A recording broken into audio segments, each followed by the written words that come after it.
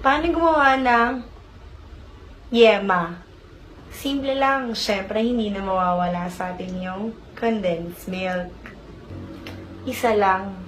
Matuto kang makontento sa isa lang. Pero syempre, dahil gusto mo ng pang-party size, bibili ka ng madami. Angel kondensada ha, para kahit man lang sa gatas, ako yung piliin mo. Tapos, ilagay mo na siya sa mainit na kawali. Kasing init ng dugo ko sa'yo nang nakita ko yung picture nyo na bago mo.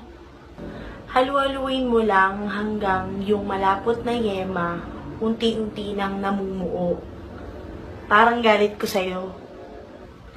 Kung gusto mo ng mani, na alam ko naman na gustong-gusto mo talaga, pwede mo naman din lagyan. Damihan mo, magsawa ka, na mo. Tapos, i-shape mo ng pa-triangle. Parang love story natin. Ako, ikaw, tapos siya, ang saya, di ba?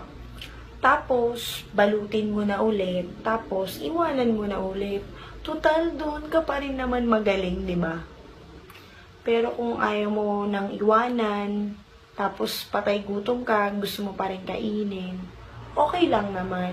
Kainin mo na. Mag-share pa kayo ng bago mo.